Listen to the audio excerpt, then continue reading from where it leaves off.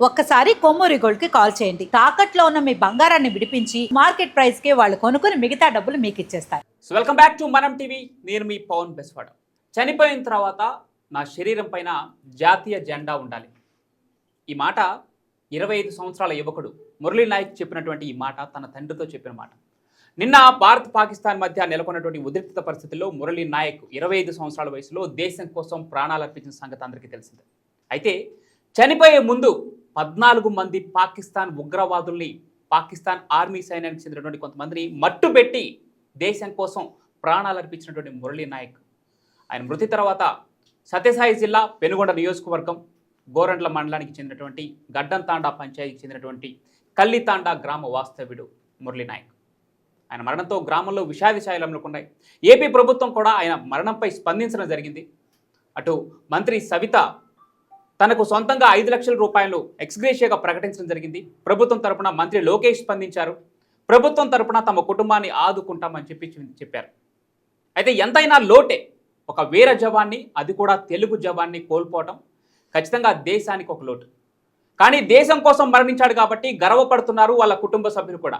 మరణించే ముందు తన తండ్రితో చెప్పిన మాటలు వింటే ఇట్లా రోమాలు నిక్కర పొడుచుకుంటున్నాయి ఒక్కొక్కరికి. దీనిపైన మాట్లాడదాం. మురళీ నాయక్ మృతికి సంతాపం తెలియజేస్తూ ఉంది, జోహార్లు తెలియజేస్తూ ఉంది మనం టీవీ. మనతో పాటు సీనియర్ జర్నలిస్ట్ కట్టా కార్తిక్ గారు ఉన్నారు. అన్న నమస్తే. నమస్తే.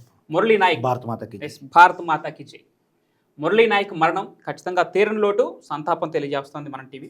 మురళీ నాయక్ తన తండ్రితో చెప్పిన మాటలేంటి? తన వయసు 25 సంవత్సరాల వయసులో దేశం కోసం వీరత్యాగం చేశాడు. ఏం చెప్తారన్నా? అమరవీరుడా, నీకు వందనం. నువ్వు లేని లోటు తీర్చలేనిది.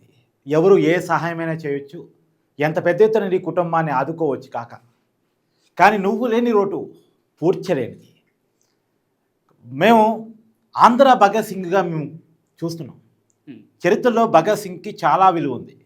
23 ఏళ్ల తునప్రాయంలో దేశం కోసం ఉరితాడిని ముద్దాడినటువంటి అమరవీరుడు భగత్ సింగ్, షహీద్ భగత్ సింగ్.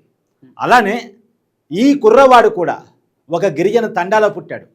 మనకంటే కూడా తక్కువ వయసు, 25 సంవత్సరాలు. గిరిజన తండాలో పుట్టాడు. ఒక సామాన్య కుటుంబంలో, ఒక పేద కుటుంబంలో జన్మించాడు. చదువుకొని ఆర్మీ కావాలని కలలుగన్నాడు. కలలు కన్నట్టే జవాన్ అయ్యాడు.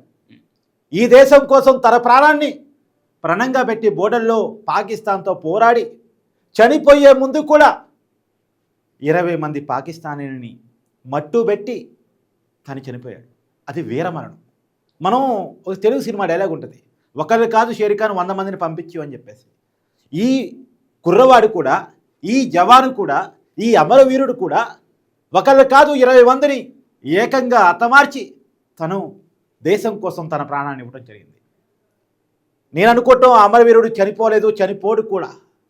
ఖచ్చితంగా బోర్డర్లో పోరాడుతున్నటువంటి సైనికుల పక్షాన, ఈ దేశం కోసం నిలబడ్డటువంటి ప్రతి ఒక్కళ్ళ పక్షాన అతను ఉంటాడు, ఎప్పటికీ ఉండి తీరతాడు. అతని ఆశయాన్ని నెరవేర్చాలంటే, అతని కలలు నెరవేరాలంటే ఖచ్చితంగా భారత్ గెలుపు తీరాలి. భారత్ ఇప్పటికీ పైచేయిలో నిందే పాకిస్తాన్ మీద. జై హో భారత్. పిరికి పంద పాకిస్తాన్ డైరెక్ట్గా యుద్ధం చేయటం చేతగాక మోటార్ సెల్స్ ద్వారా, రకరకాల బ్లాక్ డోర్ పనుల ద్వారా మన జవాన్ని అటుమట్టే ప్రయత్నం, మన పౌరుల్ని, నిరాయుధుల్ని చంపే ప్రయత్నం చేస్తూ ఉంది జమ్మూ కాశ్మీర్ బోర్డర్లో. నిజానికి డైరెక్ట్గా మన జవాన్లతో పోరాటం చేస్తే ఫలితం ఎలా ఉంటుందంటే, ఒక్క జవాన్ చనిపోవాలంటే 20 మంది పాకిస్తాన్లు చనిపోతారు. 20 మంది పాకిస్తాన్ జవాన్లు చంపిన తర్వాతే మనవాడి ప్రాణం పోద్ది. అది మన వాళ్ళ కెపాసిటీ, మన జవాన్ కెపాసిటీ. మురళీ నాయక్ నిరూపించాడు. భారతీయ జవాన్ కెపాసిటీ అంటే ఏంటో మురళీ నాయక్ చూపించాడు. చనిపోయే ముందు తన ఒక్కడే చావలే. తన శత్రువులు, మన శత్రువులు, తన శత్రువులు కాదు మన శత్రువులు, మనం ఇలా రక్షణగా ఉన్నామంటే, ఇలా మాట్లాడగలుగుతున్నామంటే, స్వేచ్ఛగా బతకగలుగుతున్నామంటే, స్వేచ్ఛగా తినగలుగుతున్నాం, గాలిని పీల్చగలుగుతున్నాం, నీరు తాగగలుగుతున్నామంటే, ఇవాళ ఎవరైతే మన్ని కబందాస్తాలు మన్ని కథం చేయాలని చూస్తున్నారో మన శత్రువులు, వాళ్ళని 20 మందిని తుదుముట్టించిన తర్వాత వాళ్ళ కాల్పుల్లో మురళీ నాయక్ మరణించాడు. మురళీ నాయక్ మరణం తర్వాత అక్కడ జమ్మూ కాశ్మీర్లోని ఆఫీసర్లు తన తల్లిదండ్రులకు ఫోన్ చేసి, వారి కుటుంబ సభ్యులకు ఫోన్ చేసి చెప్పినటువంటి మాటలు వింటా ఉంటే, వారి తండ్రి గారితో మాట్లాడారు. ముందు హిందీలో మాట్లాడుతుంటే అర్థం కాక వారి మేనమావులకి ఇవ్వడం జరిగింది. యాక్చువల్గా జరిగింది ఏంటంటే వాళ్ళ ఫాదర్కి ఫస్ట్ వాళ్ళ మదర్కి ఫోన్ చేశారట. yes. వాళ్ళ మదర్ ఫోన్ లిఫ్ట్ చేసిందంట. ఉమ్, ఈ మురళీ నాయక్ ఎవరని హిందీలో అడిగారంట. మా బిడ్డే చెప్పండి అంటే అవును, అవును. ఒకసారి ఫాదర్కి ఇస్తారని అడిగారంట. ఉమ్, అంటే మీ హస్బెండ్కి ఇస్తారని అడిగారంట. ఉమ్, తను ఇచ్చి ఏదో మురళీ నాయక్ గురించి నీతో మాట్లాడాలనుకుంటున్నారు అంటే ఉమ్, వాళ్ళ ఫాదర్ ఫోన్ తీసుకున్నాడంట. ఉమ్, ఇది బోర్డర్లో జరిగినటువంటి కార్పుల్లో ఉమ్, ఒక ఫిరంగి బాడీలోకి వెళ్ళింది. ఉమ్, సో దురదృష్టకరంగా అతను మన మధ్య లేరు అనేటువంటి విషయాన్ని ఉమ్, చెప్పడం జరిగింది. ఆ వార్త వినగానే వాళ్ళ తండ్రి చాలా షాక్ గురయ్యారు. తర్వాత వాళ్ళ మేనమామతో మాట్లాడే ప్రయత్నం చేశారు. ఇదంతా జరిగింది. కానీ ఆ తండ్రి చెప్తున్నాడు, ఆ తండ్రి చెప్తున్నాడు, ఉమ్, నా బిడ్డ ఈ దేశం కోసం మరణించాడు. ఉమ్, నాకు ఒకడే కొడుకు, ఆ కుటుంబానికి ఒకడే కొడుకు అంట. ఉమ్, అవును. చేతికి వచ్చిన కొడుకు, ఆ కొడుకు మీదే మేము ఆధారపడి ఉన్నాం. ఉమ్, ఇవాళ మేము అనాథలమై ఉన్నాం ఉమ్, అని చెప్పేసి ఆ తండ్రి వాపోతున్నాడు. ఆ తండ్రికి చెప్పదలుచుకున్నాడు, మీరు ఒంటరి వారి కాదండి, ఉమ్, మీకు తోడుగా ఇంతమంది ఉన్నాం. ఈ దేశం అంతా మీ కుటుంబంతో ఉంది. మీ దేశం మీకు ఒకడే కొడుకు కాదండి, కొన్ని వేల మంది కొడుకులు ఉన్నారు అనుకోండి. మీరు దేశానికి ఒక రకంగా పౌరుషాన్ని ఇచ్చేటువంటి కొడుకుని కన్నారు. ఉమ్, ఈ దేశానికి రక్షణ ఇచ్చిన కొడుకుని కన్నారు. మీ కొడుకు మరణం మీకు మాత్రమే కాదు, మా అందరికీ శ్లోకం, మరవలేనటువంటి శ్లోకం, మర్చిపోలేనటువంటి శ్లోకం. కాబట్టి మేము మీ కుటుంబానికి ఎప్పటికీ అండగా ఉంటాం. మీకు ఎలాంటి బాధలు వచ్చినా, కష్టాలు వచ్చినా, నష్టాలు వచ్చినా మీతో మేము ఎప్పటికీ ఉండి తీరుతాం. ఇలా ప్రభుత్వం కూడా స్పందించింది, ఆంధ్రప్రదేశ్ ప్రభుత్వం. అవును. ముఖ్యమంత్రి చంద్రబాబు నాయుడు గారు, మంత్రి నారా లోకేష్ గారు, డిప్యూటీ సీఎం పవన్ కళ్యాణ్ గారు అందరూ కూడా స్పందించారు. తర్వాత మంత్రులు స్పందించారు. అనేక మంది దేశవ్యాప్తంగా కూడా అందరూ స్పందిస్తూ ఉన్నారు. మేము ఒక రకంగా బాధలో నుంచే మళ్ళీ గర్వాన్ని ప్రదర్శిస్తాను. ఒక తెలుగు వీరుడు 20 మంది పాకిస్తాన్ని మట్టుబెట్టి తన ప్రాణాన్ని వీరమరణం పొందాడు. ఇక్కడ ఈ సైనికుడి మరణం గురించి మాట్లాడుకుంటే ఆయన చెప్పినటువంటి మాటలు ఎక్కడో మనం ప్యాట్రియాటిక్ సినిమాలలో చూసి, తెలుగు సినిమాలలో చూసి జాతీయ జెండాని చనిపోయినటువంటి సైనికుల మీద కప్పుతా ఉంటే ఆ ఉద్వేగానికి లోనే మనలో దేశభక్తి భావం పెంపొందుతూ ఉంటుంది. అలాంటప్పుడు ఇట్లాంటి 25 ఏళ్ల యువకుడు మురళీ నాయక్ తన తండ్రితో చెప్పిన మాటలు వింటా ఉంటే, నేను చనిపోయిన తర్వాత నా శరీరం మీద జాతీయ జెండా ఉండాలి అని చెప్పి ఆ మాటలు వింటా ఉంటేనే మనకి 2 రోజుల క్రితమేనట ఈ మాట చెప్పి, 2 రోజుల క్రితమేనట అతను జవాను కావాలని ప్రయత్నం చేసి అయ్యాడు. అంటే ఏదో ఉద్యోగం కోసం జవాను కాలేదు అతని దేశం కోసం, దేశ రక్షణ కోసం నేను బోర్డర్లోకి వెళ్ళాలి, ఈ దేశం తరపున నేను పోరాడాలి, ఈ దేశానికి రక్షణగా ఉండాలి అని చెప్పేసి కలలు కని జవాన్ అయ్యాడు అతను. నిజంగా మనం సెల్యూట్ ఆ జవాన్ కావడానికి సహకరించిన ఆ కుటుంబానికి. కానీ ఎందుకంటే ఒక్కడే కొడుకుంటే సహజంగా ఆర్మీకి పంపరు, ఎందుకంటే అది రిస్క్తో కూడిన జాబ్. అది ఉద్యోగం అంటే లేదు, బాధ్యత. అది ఉద్యోగం కాదు, బాధ్యత. ఎవరు పంపరు. ఒక్కడే కొడుకుంటే చేతికొచ్చిన కొడుకు ఆగమైపోతే కుటుంబం ఛిద్రం అయిపోతుందని కారణం చేత ఎవరు పంపరు. కానీ ఆ తండ్రి పంపించాడు, ఆ కొడుకు వెళ్ళాడు. నిజంగా కుటుంబానికి శిరస వంచి నమస్కారం చెప్తా ఉన్నాం, వందనం చెప్తా ఉన్నాం.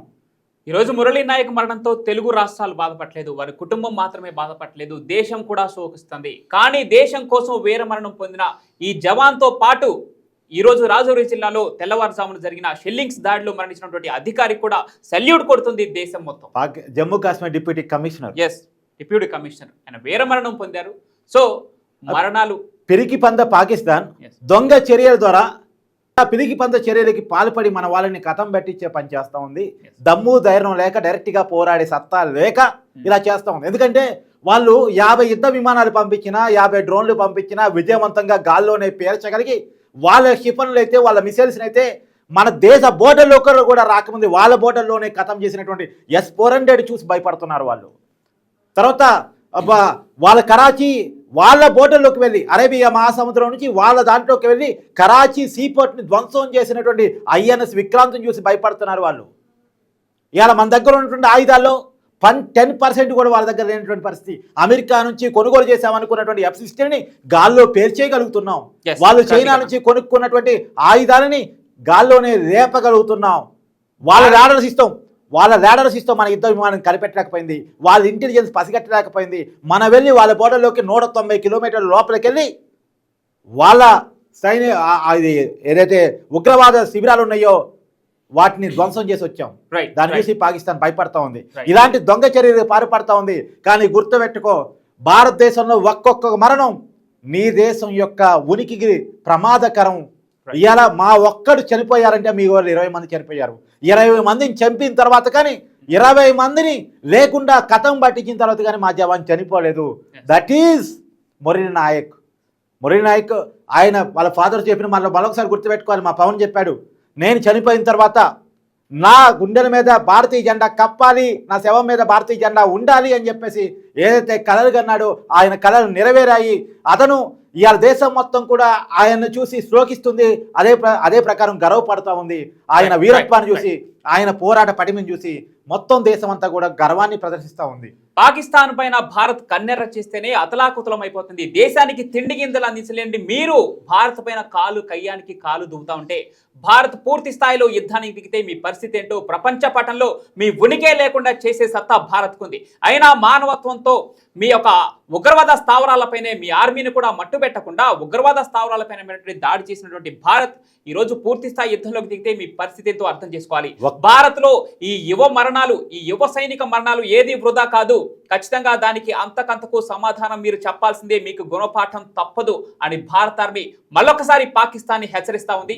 ఈ వీర జవాన్ మురళీ నాయక్ మరొకసారి మనం టీవీ తరఫున ఒక్క నిమిషం, అతను ప్రాపర్ కూడా చెప్పేసి, అతను సత్యసాయి జిల్లా పెనుగొండ నియోజకవర్గం గోరంట్ల మండలం తల్లిదండ గ్రామం. ఆ గ్రామానికి సంబంధించినటువంటి వ్యక్తి ఒక చివరి పల్లెటూరు, ఒక తండాలో పుట్టినటువంటి గిరిజన ముద్దు బిడ్డ, భారతమాత ముద్దు బిడ్డ ఈ మురళీ నాయక్. ఆయనకి మనం టీవీ తరపున అశ్రుని వారు ప్రకటిస్తున్న వృధా కాదు నీ మరణం, రేపటి ఆశాకిరణం. Thank you so much. వీర జవాన్లకి మరొకసారి అశ్రు నివారణలు జోహార్లు తెలియజేసుకుంటూ కీప్ వాచింగ్ మనం టీవీ.